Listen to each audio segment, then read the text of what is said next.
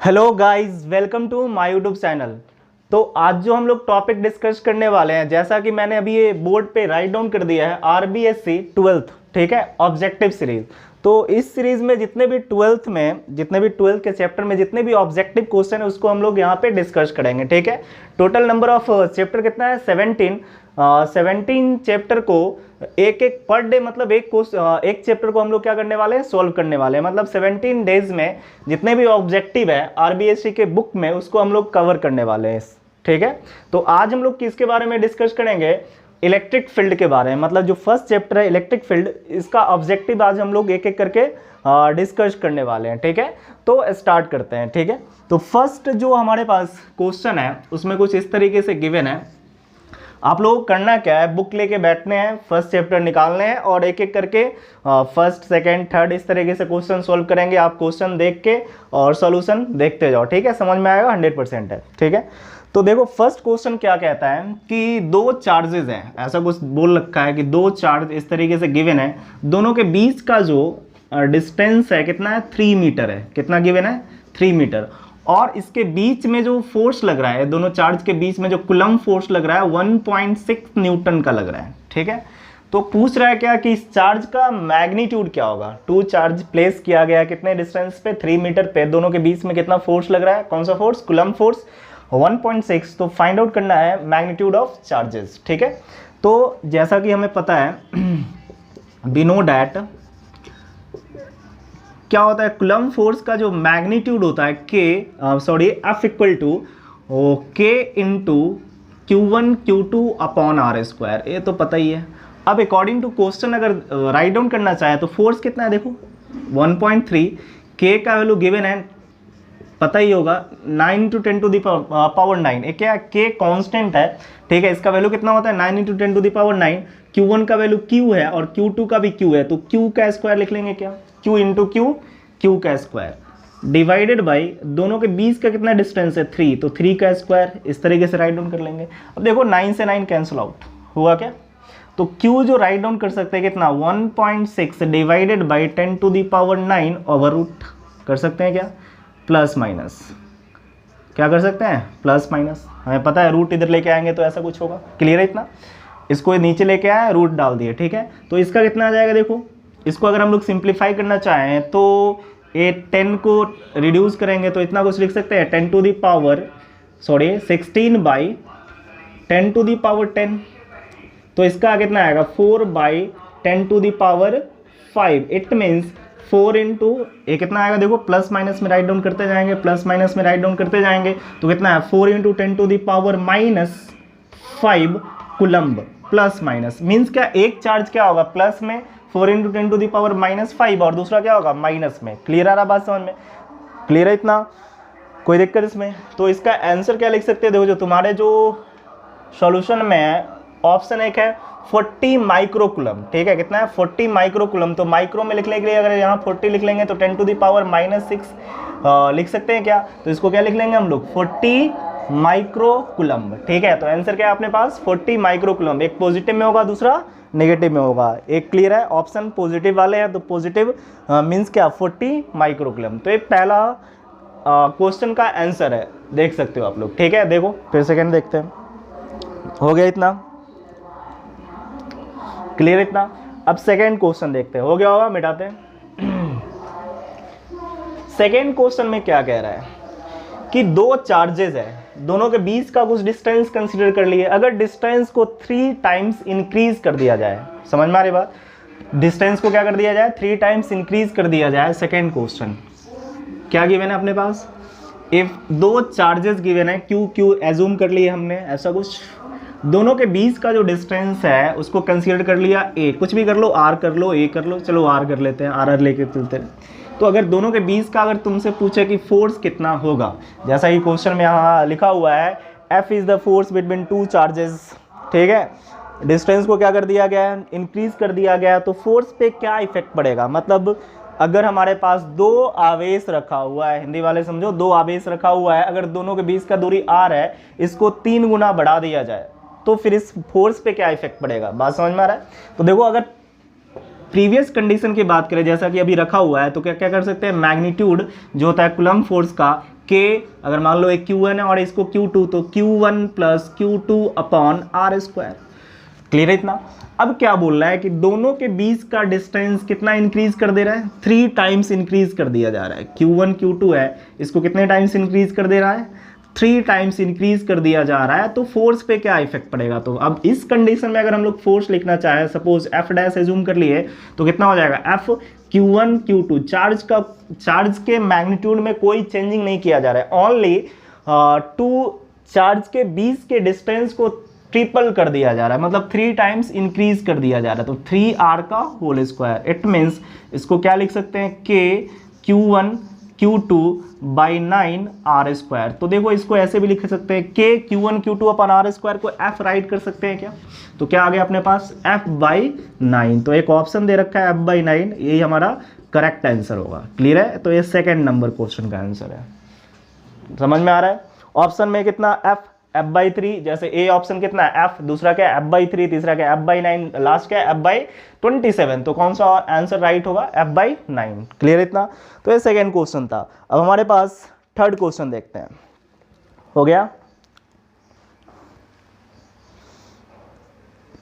इतना? नेक्स्ट देखो, नेक्स्ट हमारे पास कोई चार्ज गिवन है, जिससे क्या दे रखा है, two charge object with positive charge given है, the number of electrons withdraw from it, मतलब कितने नंबर ऑफ इलेक्ट्रॉन उससे विड्रॉ कर सकते हैं। आ रहा है बात समझ में? कोई आवेश दे रखा है जिसका वैल्यू है 5 × 10⁻⁻19 कूलम्ब, ठीक है। इसमें से कितने इलेक्ट्रॉन्स निकाल सकते हैं, यही चीज़ हम लोगों को फाइंड आउट करना है। तो अकॉर्डिंग टू क्वांटाइजेशन क्या कर सकते हैं, Q बराबर है प्लस माइनस NE लिख सकते हैं क्या। तो क्वांटाइजेशन का यूज करके हम लोग कितने नंबर ऑफ चार्ज है फाइंड आउट कर सकते हैं। देखो कैसे करेंगे, सिंपली हो गया इतना, इसको मिटा दे, आया होगा समझ में। तो थर्ड क्वेश्चन देखो, क्वेश्चन नंबर थर्ड देखो, Q गिवन है हमारे पास 5 × 10⁻⁻19, 5 × 10⁻⁻19 कूलम्ब। तो नंबर ऑफ इलेक्ट्रॉन पूछ रहा है कितना होगा, ठीक है। तो हमें पता है according to quantisation Q equal to NE write कर सकते हैं, वेयर Q क्या है, टोटल नंबर ऑफ चार्ज, और N क्या है, नंबर ऑफ इलेक्ट्रॉन्स, और इसका वैल्यू पता है 1.6 × 10⁻⁻19 ये गया। तो N को अगर हम लोग 5/1.6 करें तो कितना आएगा, अप्रॉक्सीमेट कितना आएगा, निकाल सकते हो, है ना, कोई दिक्कत थोड़ी है। अप्रॉक्सीमेट किसके इक्वल आएगा, 3 के आसपास आएगा, ठीक है। कितना आएगा, अप्रॉक्सीमेट 3 के आसपास आएंगे, यही हमारा आंसर होगा, मतलब फर्स्ट ऑप्शन करेक्ट है। क्लियर है इतना? नेक्स्ट क्वेश्चन आ रहा है बात समझ में, बहुत आसान है। टोटल नंबर ऑफ चार्ज दे रखा है, बोल रहा है कितना इससे विड्रॉ होगा, मतलब इससे कितना इलेक्ट्रॉन को निकाला जा सकता है। बात समझ में ना, कितना इलेक्ट्रॉन को निकाला जा सकता है, तो पॉइंट में आएगा, तो पॉइंट में संभव नहीं है क्वांटाइजेशन के अनुसार। तो उसको अगर लिखेंगे तो कितना, लगभग अप्रॉक्सीमेट कितना, 3, मतलब 3 लिखना पड़ेगा। 3 चार्जेस को हम लोग इसको डिवाइड करोगे तो लगभग 3 के आसपास होगा। तो पहला ऑप्शन क्या है, 3 है, दूसरा क्या है अपने पास 5 है, 7 है, 9 है, तो इसके आसपास नियर अबाउट कौन होगा, 3, तो 3 करेक्ट ऑप्शन है। नेक्स्ट देखो, इसको लिखो फोर्थ नंबर क्वेश्चन। फोर्थ में क्या दे रखा है, देखो 2 चार्जेज है, ठीक है, 2 चार्जेज है, 9E दूसरा E, दोनों के बीच का जो डिस्टेंस गिवन है 16 सेंटीमीटर। तो पूछ रहा है कि थर्ड चार्ज को कहाँ पे प्लेस करे कि सिस्टम इक्विलिब्रियम कंडीशन में आ जाए, ठीक है। तो देखो ये हो गया होगा, इसको मिटाते हैं।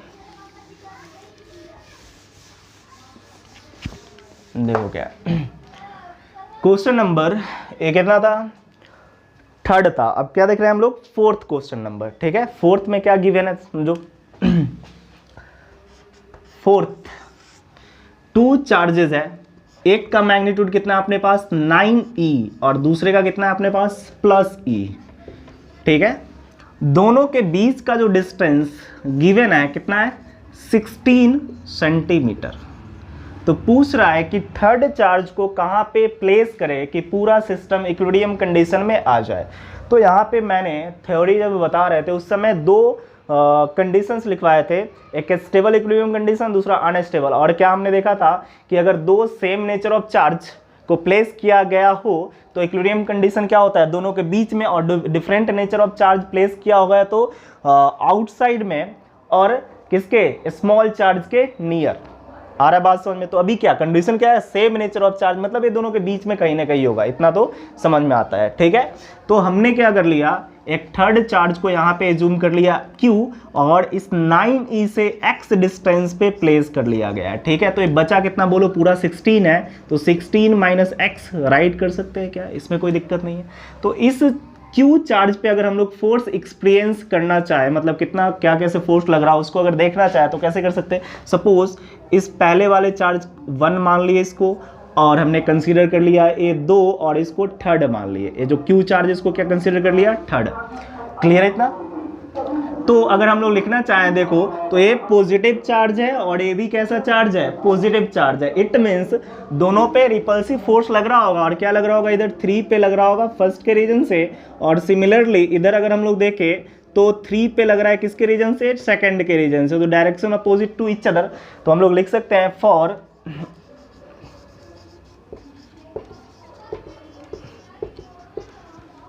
कंडीशन, फॉर इक्विलिब्रियम कंडीशन के लिए क्या लिख सकते हैं, एफ नेट जो लिखना चाहें तो क्या लिख सकते हैं, देखो F31 माइनस F32, इसका वैल्यू नेट कितना होना चाहिए इक्विलिब्रियम कंडीशन के लिए, 0। तो F32 का वैल्यू क्या लिखेंगे, बोलो कूलम्ब फोर्स के अकॉर्डिंग के Q1 Q3, मतलब Q1 कितना है 9e, और समझ में आया बात, Q3 कितना है Q, और दोनों के बीच का जो डिस्टेंस है x स्क्वायर। क्लियर है इतना।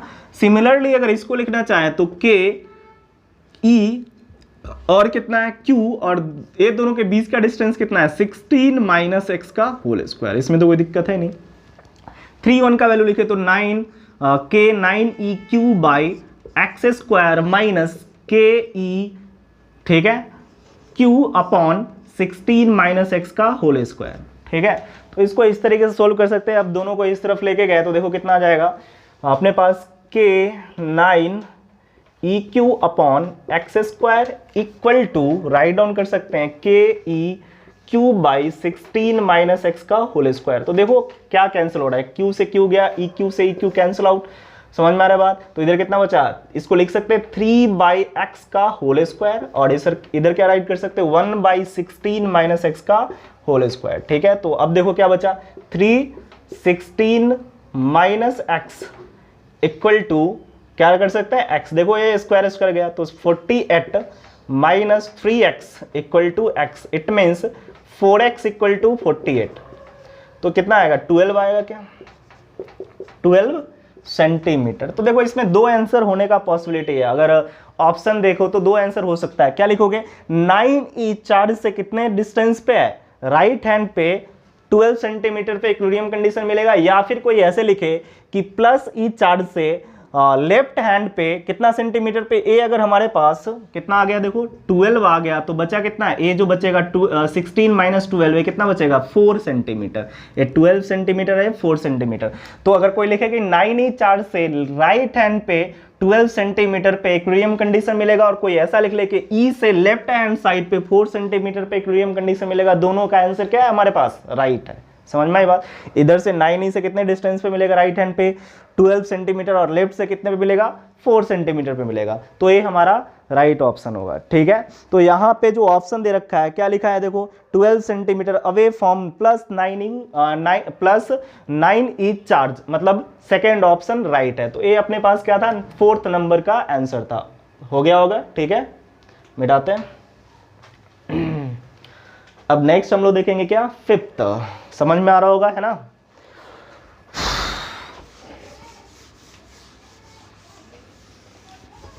Question number 5th। तो 5th क्या कहता है,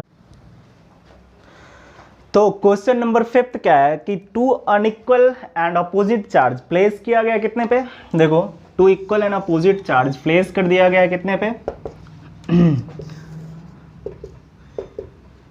19 सेंटीमीटर, इट मीन्स 0.9 मीटर लिख सकते हैं। ठीक है, इसके बाद क्या बोला गया है कि इसको जब कांटेक्ट में लाते हैं, ठीक है, दोनों को कांटेक्ट में लाते हैं, 2 इक्वल एंड आइडेंटिकल है, समझ में आई बात। तो जैसे ही कांटेक्ट पे लाएंगे तो दोनों पे सेम चार्ज का डिस्ट्रीब्यूशन होगा कि नहीं होगा। मान लो कि यहाँ पे -Q1 two equal and opposite charges है, जैसे ही दोनों को कांटेक्ट में लाएंगे तो क्या हो जाएगा, दोनों पे इक्वल चार्जेस का डिस्ट्रीब्यूशन होगा।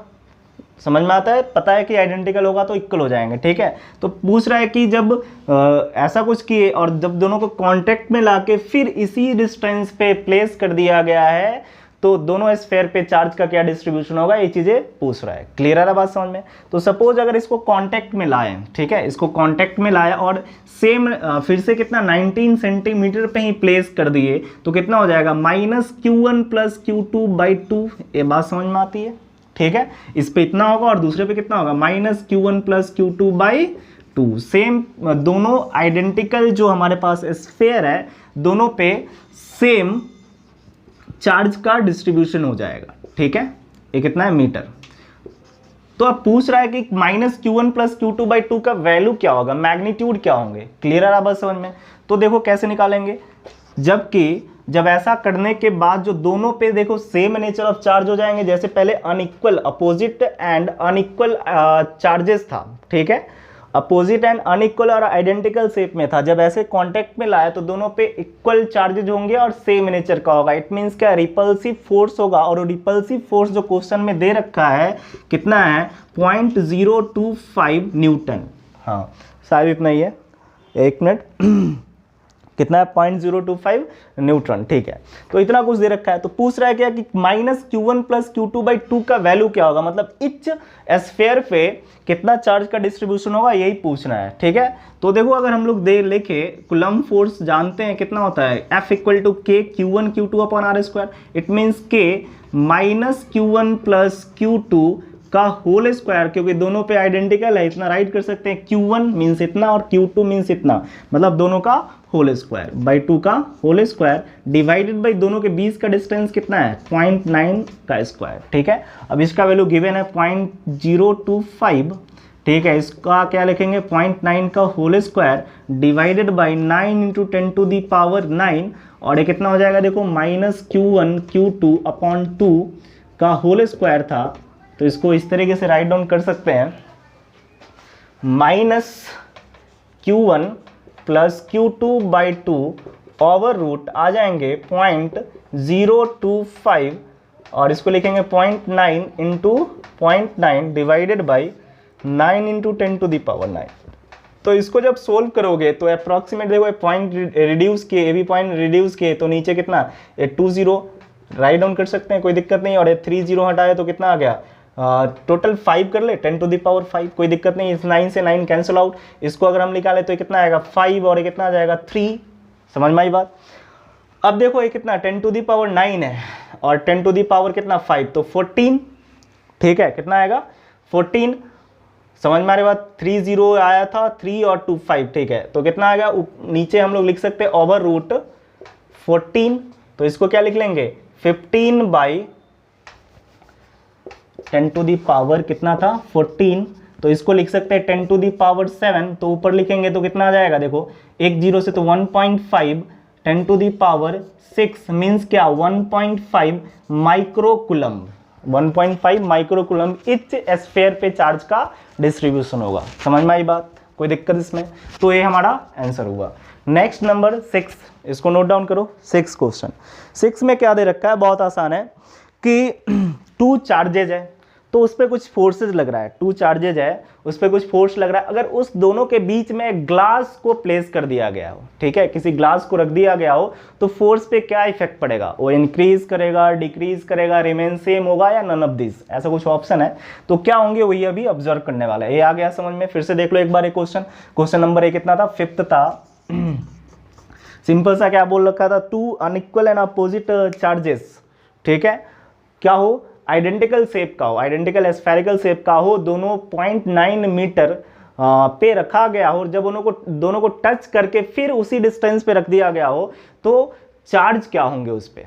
तो कुछ इस तरीके से फाइंड आउट कर सकते हैं। जैसा कि हमें पता है कि आइडेंटिकल शेप में स्फेयर होगा तो हम लोग फाइनल जो चार्ज होगा दोनों का सम बाई 2, मतलब इच स्फेयर पे सेम चार्ज का डिस्ट्रीब्यूशन हो जाएगा। इसी कंसेप्ट से इस तरीके से हम लोग फाइंड आउट कर दिए। फोर्स का वैल्यू गिवन था, ठीक है। अब 6 नंबर क्वेश्चन नंबर 6, ठीक है, देखो क्या है।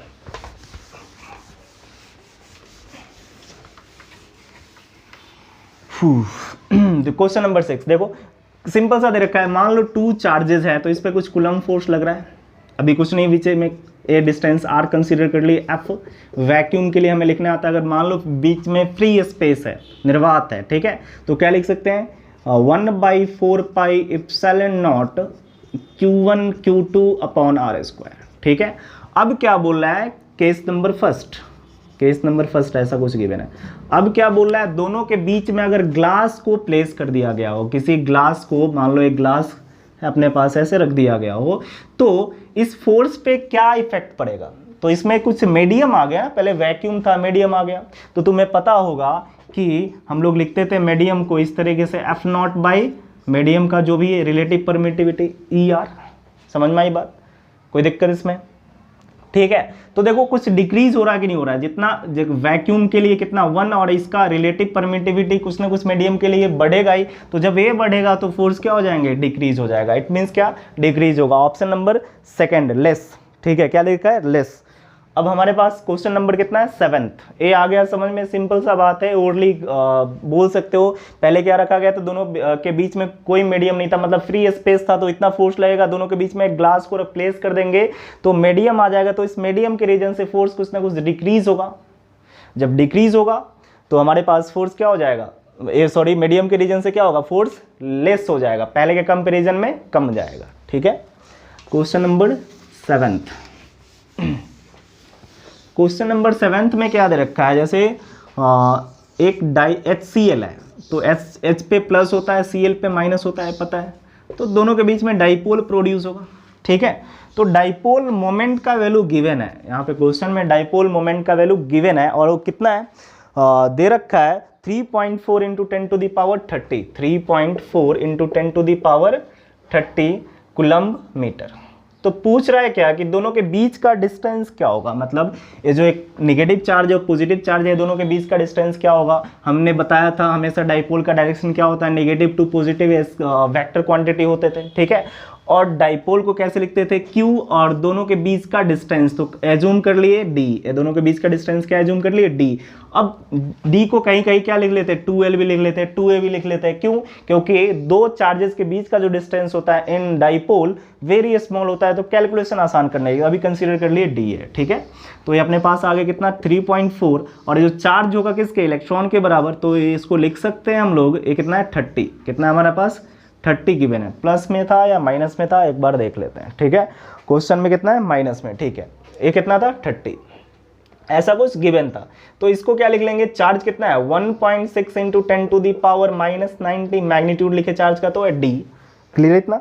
अब देखो इसको सब सिंप्लीफाई अगर किए तो D का वैल्यू अगर निकालना पड़े तो 3.4 बाई 30 और ये +9 लिखे हैं, और इसको क्या कर लिए 1.6 से डिवाइड कर लिए, पॉइंट रिड्यूस हुआ, ये कितना हुआ 34 by 16 into 10 to the power -11 metre, किस में आएगा ये, मीटर में। ये लगभग क्या आएगा 2 पॉइंट समथिंग आएगा कि नहीं आएगा, देखो 34 को 16 से डिवाइड करेंगे तो 2 पॉइंट समथिंग आएगा। ऑप्शन तुम्हारे है क्या होगा इसका आंसर, ऑप्शन में फर्स्ट ऑप्शन दे रखा है 2.12 into 10 to the power -11 metre, यही राइट ऑप्शन है, ए नंबर ऑप्शन राइट है, ठीक है। तो ये 7th क्वेश्चन था। अब क्वेश्चन नंबर 8, ठीक है, तो देखो क्या है, क्वेश्चन नंबर 8 हो गया इतना, कोई दिक्कत इसमें। तो क्वेश्चन नंबर 8 में क्या बोल रहा है कि एक इलेक्ट्रॉन है, दूसरा क्या है, प्रोटॉन है, ठीक है। इलेक्ट्रॉन और प्रोटॉन को किसी यूनिफॉर्म फील्ड में जब प्लेस कर दिया गया हो तो रेशियो फाइंड आउट करना है एक्सेलरेशन का, किसका, इलेक्ट्रॉन और प्रोटॉन के एक्सेलरेशन का रेशियो फाइंड आउट कर देना है, ठीक है। तो देखो कैसे करते हैं, ये कंप्लीट हो गया होगा, ठीक है, मिटाते हैं इसको।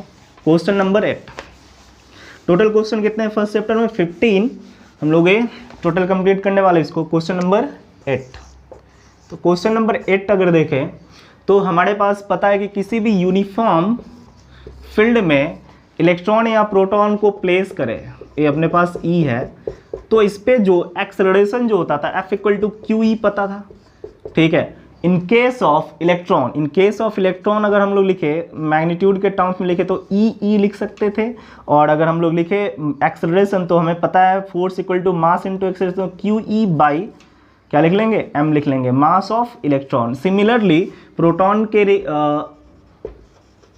के लिए लिखे तो कितना हो जाएगा, एक्सेलरेशन ऑफ इलेक्ट्रॉन है और ये किसके लिए, एक्सेलरेशन ऑफ प्रोटॉन, तो क्या लिख सकते हैं, प्रोटॉन के लिए ई ही आएगा। पॉजिटिव में मैग्नीट्यूड तो सेम होता है, इलेक्ट्रॉन का चार्ज जितना होता है उतना ही प्रोटॉन का मास बस थोड़ा अलग होता है, ठीक है, मास ऑफ प्रोटॉन, ठीक है।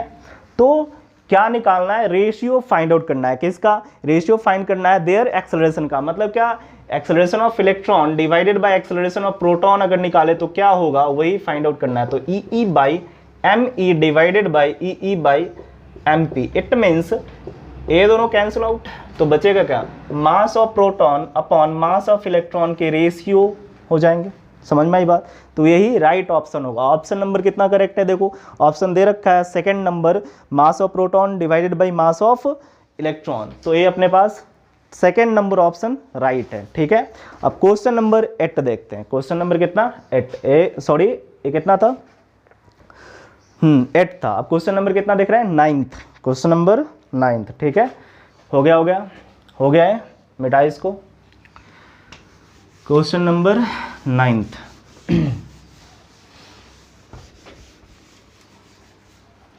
क्वेश्चन नंबर 9th में क्या दिया है, देखो इलेक्ट्रिक फील्ड फाइंड आउट करना है जबकि कुछ गिवन है data, like charge are place 4 corner of square, ठीक है। तो इलेक्ट्रिक फील्ड इंटेंसिटी सेंटर, ठीक है, देखो बहुत आसान है, कैसे आसान, उसको प्रूव भी कर लेते हैं। जैसे क्वेश्चन नंबर 9th में क्या बोला, लाइक चार्जेस, मतलब सेम चार्जेस किसी स्क्वायर के इच कॉर्नर पे रख दिया गया है, प्लेस कर दिया गया है। तो पूछ रहा है इसके सेंटर पे क्या होगा, इसके सेंटर पे नेट इलेक्ट्रिक फील्ड क्या होंगे, ठीक है। तो जैसा कि बताया था हमने कि अगर सेम नेचर और आइडेंटिकल चार्जेज हो और साइड भी सेम हो तो सेंटर पे चाहे वो स्क्वायर हो या फिर इक्विलैटरल ट्रायंगल हो ऑलवेज जीरो होता है। कितना होता है, जीरो। कैसे होगा जीरो, समझ लो। जैसे देखो इसके रीजन से अगर हमने मान लिया साइड ए है तो ए डायगोनल कितना होगा, a√2, तो a√2/2 अगर देखें तो ये डिस्टेंस, इसको अगर नाम रख लिए OABCD, ठीक है। तो देखो इसके रीजन से अगर फील्ड देखे या नाम रख लिए, जैसे अब देखो इधर अगर हम लोग फोर्स लिखना चाहे तो force on electric field at point O, electric field at point O देखे तो पॉजिटिव चार्ज के रीजन से फील्ड लाइंस क्या होती हैं, इमिट होती है। क्या निकालना है, फोर्स निकालना है, तो फील्ड लाइंस इमिट होता है, मतलब O पे किसके, A के रीजन से इस डायरेक्शन में। सिमिलरली हम लोग लिखे C पे जो पॉइंट है उसके रीजन से लिखे तो O पे C के रीजन से जस्ट इसका अपोजिट होगा और साइड सेम है। देखो जितना OC होगा उतना ही OA है, तो इलेक्ट्रिक फील्ड सेम है और direction opposite to each other. It means क्या कि ये दोनों कैंसिल आउट कर लेगा अपने आप पे, ठीक है। सिमिलरली इसको ऐसे लिखना चाहे, इसके रीजन से लिखे तो इलेक्ट्रिक फील्ड OB और इलेक्ट्रिक फील्ड OD अपने आप को कैंसिल आउट कर देगा। इट मींस इसके सेंटर पे net charge, net electric field जो होगा क्या हो जाएगा, जीरो। कुछ बचेगा कि कुछ बचेगा ही नहीं। समझ में आएगा, देखो फिर से समझते हैं। देखो जितना फील्ड इधर लग रहा था उतना ही इधर, मतलब नेट अगर देखेंगे, देखो साइड सेम है, चार्ज सेम है, तो नेट अगर देखेंगे डायगोनल पे, बोथ डायगोनल्स पे इलेक्ट्रिक फील्ड क्या होंगे, जीरो होगा, इसलिए नेट भी क्या हो जाएंगे, जीरो के इक्वल होगा। इसमें कोई दिक्कत नहीं है, ठीक है। नेक्स्ट हमारे पास जो है 10th नंबर क्वेश्चन तो पूछ रहा है कि 10th नंबर क्वेश्चन में क्या है कि किसी डाइपोल को जब हम लोग यूनिफॉर्म इलेक्ट्रिक फील्ड में प्लेस करते हैं, ठीक है, किसी डाइपोल को यूनिफॉर्म इलेक्ट्रिक फील्ड में प्लेस करते हैं तो उस पर नेट फोर्स जीरो होता है, टॉर्क जीरो होता है, या फिर ओनली टॉर्क जीरो होता है, या फिर ओनली फोर्स जीरो होता है, या फिर बोथ जीरो होते हैं, ठीक है। आ रहा है बात समझ में, तो यही है ऑप्शन में या फिर ऐसे बोल सकते हैं इसको कि अगर हम लोग किसी यूनिफॉर्म फील्ड में किसी किसको डाइपोल को प्लेस कर दे तो उस पर क्या एक्ट होगा, ओनली फोर्स एक्ट होगा, या फिर ओनली टॉर्क एक्ट होगा, या फिर बोथ होंगे, या फिर नन ऑफ दिस, ठीक है। तो इसको समझते हैं, बहुत आसान है।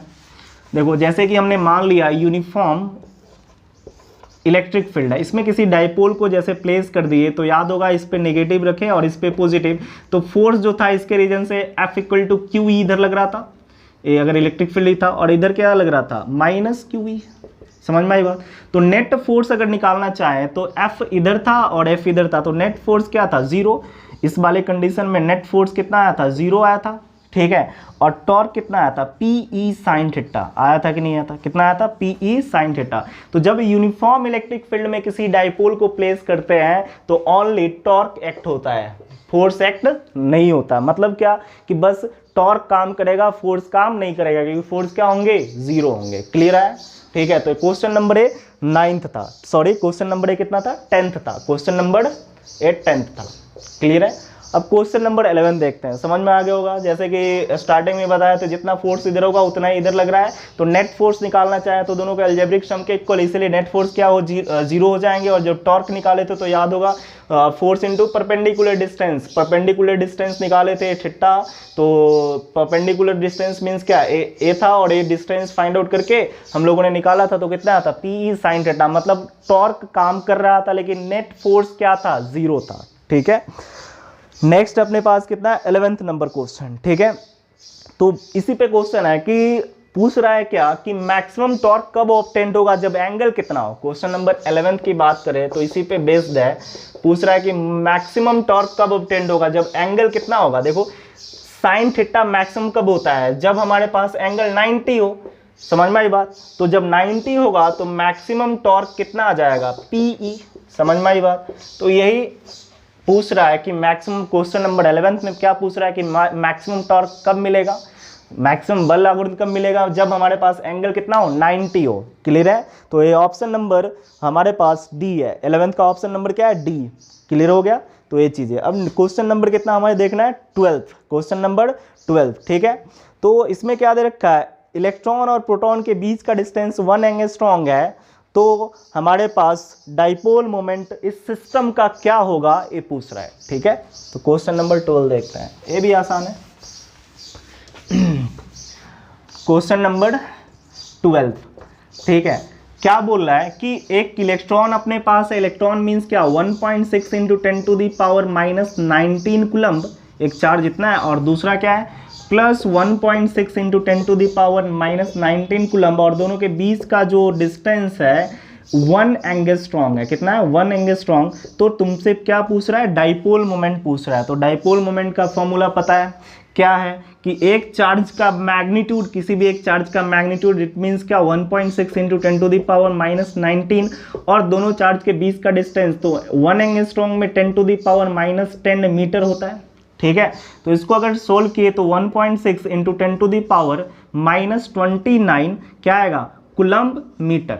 ठीक है। अब ऑप्शन क्या है उसको देखते हैं, चेक करते हैं।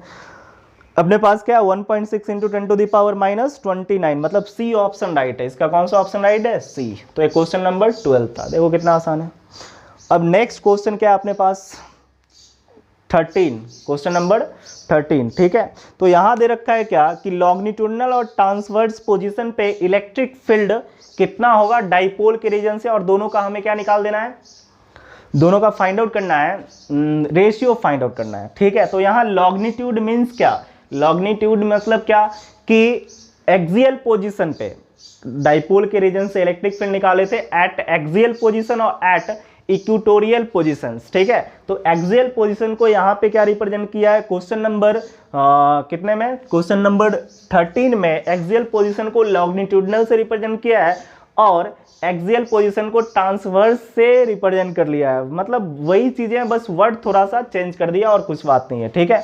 तो तुम्हें पता है, क्या पता है कि क्वेश्चन नंबर 13 में क्या निकाल देना है, रेशियो निकालना है एक्सियल, डाइपोल के रीजन से एक्सियल बाय इक्वेटोरियल,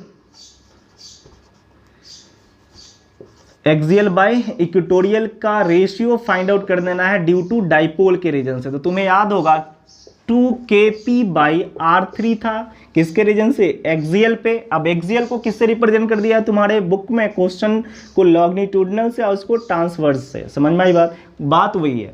और ये कितना था, kp/r3। तो देखो सब क्या कितना है, 2:1। इट मीन्स आंसर कौन सा करेक्ट है, second number action option right है। ठीक है।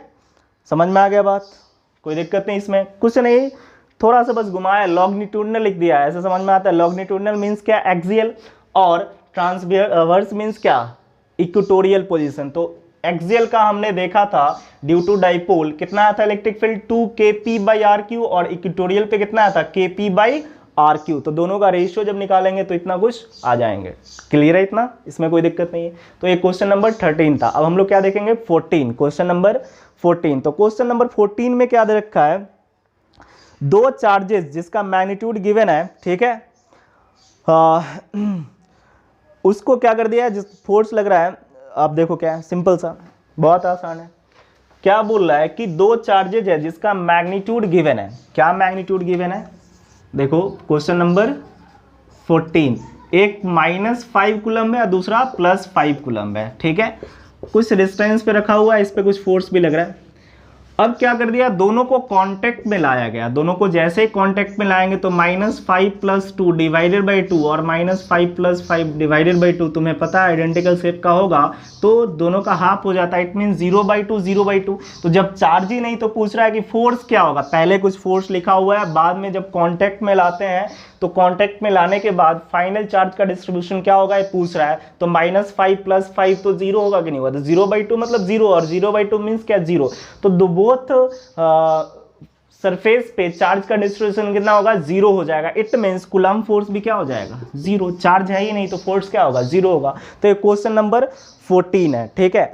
अब क्वेश्चन नंबर 15 क्या कहता है उसको देखते हैं, ठीक है। क्वेश्चन नंबर 15 लास्ट क्वेश्चन है इसका, इस चैप्टर का last question, question number 15। Clear हो गया।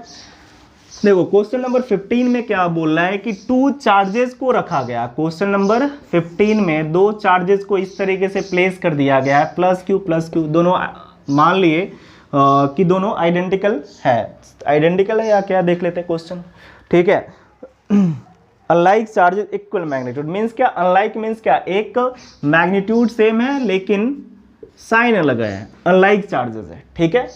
अब क्या बोला गया कि इस पे कुछ फोर्स कितना F लग रहा है, कुछ डिस्टेंस आ रहा है। इट मीन्स क्या, कूलम्ब फोर्स का मैग्नीट्यूड लिखना चाहे तो FQ का स्क्वायर अपॉन Q1 भी Q है और Q2 भी Q ही है। अगर मैग्नीट्यूड की बात करें तो Q1 Q2 मतलब Q स्क्वायर, मतलब जो कूलम्ब फोर्स इस फॉर्म में लिखते थे तो ओनली मैग्नीट्यूड लिखते थे चार्ज का, तो FQ1 Q2 मतलब Q square upon R square. तो अभी इतना लग रहा है। अब क्या बोल रहा है कि अगर फर्स्ट चार्ज से 75% चार्ज दूसरे चार्ज में ट्रांसफर कर दिया गया हो तो फोर्स कितना होगा, ठीक है।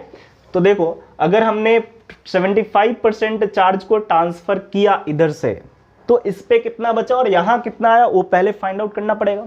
तो 75% अगर ट्रांसफर कर दिया तो 1/4% ही तो आएगा, मतलब 25% इधर रहेगा और 75 इधर आ जाएगा। तो क्वेश्चन में बोल रहा है कि फर्स्ट चार्ज से 75% चार्ज को इधर ट्रांसफर कर दिया गया। मीन्स क्या, Q का 75 अगर निकाले परसेंट तो कितना हो जाएगा बोलो, परसेंटेज हटाएंगे तो कितना आएगा 100, ये कितना होगा बोलो 3/4। इट मीन्स 3Q/4 इधर ट्रांसफर हुआ, Q से 3Q/4। तो अगर हम लोग देखें फाइनल हमने मान लिया कि इस पे Q1 और इस पे Q2, अब Q1 Q2 कितना है वो भी डिस्कस करने वाले हैं। तो Q1 अगर निकालना चाहें तो Q में से 3Q/4 इधर गया मतलब क्या, माइनस। तो Q - 3Q/4 अगर लेंगे तो 4Q - 3Q, इट मीन्स 1/4 मतलब Q/4 आ गया। मतलब Q1 का वैल्यू किसके इक्वल है, Q/4 के इक्वल। अब 3Q/4 तो इधर ट्रांसफर हुआ तो यहाँ आया होगा, मीन्स क्या कि Q2 का वैल्यू अगर निकालना चाहे तो पहले कितना था -Q और इस पे आया कितना 3Q/4 आया, 3Q/4 आया। तो इसको सिंप्लीफाई करें तो 4Q + 3Q/4 it means Q/4। बात समझ में आया, फिर से समझो क्या बोल रहा है क्वेश्चन में कि इनिशियली ऐसा कुछ कंडीशन है, 2 अनलाइक और सेम मैग्नीट्यूड का चार्ज किसी डिस्टेंस पे रखा गया है जिसपे फोर्स कितना F एक्ट हो रहा है। बोल रहा है 75% चार्ज यहाँ से ट्रांसफर होकर यहाँ पे पहुंच जा रहा है, तो फिर क्या फोर्स होंगे, मतलब फोर्स क्या होगा, ठीक है। तो हमने कंसीडर एज्यूम कर लिया कि फाइनली यहाँ कुछ आया, Q1 और Q2 आ गया, ठीक है, ट्रांसफर होने के बाद। तो अगर हम लोग 75% इसका निकाले Q का तो 3Q/4 मीन्स क्या, यहाँ से 3Q/4 जा रहा है, किसमें से, Q से। तो Q से 3Q/4 गया मतलब एक Q1 का वैल्यू राइट डाउन कर लिए कितना है, Q/4। इसमें क्या हो रहा है, -Q में आ रहा है मतलब क्या, प्लस। तो -Q + 3Q/4 इट मीन्स क्या, Q/4 ही आया, मतलब इसका भी वैल्यू कितना आया, Q/4 4 आया। अब अगर हम लोग फोर्स निकालना चाहे तो K Q1 का वैल्यू कितना है Q/4 और Q2 का वैल्यू भी कितना है Q/4 और दोनों के बीच का डिस्टेंस R है, जूम कर लिए तो हम लोग राइट कर सकते हैं F डैश, इसको लिखे तो F डैश कितना होगा 1/K Q1 मतलब K Q square upon R square into 1/16। It means K Q/R square को F राइट कर सकते हैं क्या, मतलब F डैश जो आ गया F/16 आ गया, मतलब 16 टाइम में क्या हो गया, कम गया, रिड्यूस हो गया। पहली बात ये तो मैग्नीट्यूड होगा। और किस नेचर का फोर्स लग रहा होगा, देखो पहले तो डिफरेंट नेचर था, इट मीन्स क्या कि अट्रैक्टिव फोर्स लग रहा था, लेकिन अब क्या हो रहा है सेम नेचर ऑफ चार्ज हो गया, मतलब लाइक चार्जेस हो गए, मतलब क्या कि अब रिपल्सिव फोर्स लगेगा। जो फोर्स का नेचर कैसा होगा, रिपल्सिव इन नेचर। समझ में आएगा। तो ये लास्ट क्वेश्चन था 15 नंबर, ठीक है। तो आज हम लोगों ने क्या कि इलेक्ट्रिक फील्ड का जितने भी ऑब्जेक्टिव क्वेश्चन था उसको डिस्कस किया, ठीक है। कल इसके बाद नेक्स्ट चैप्टर को डिस्कस करेंगे। आई होप समझ में आया होगा। अगर समझ में आए तो वीडियो को लाइक करें, शेयर करो और सब्सक्राइब करें। आज के लिए इतना ही, थैंक यू।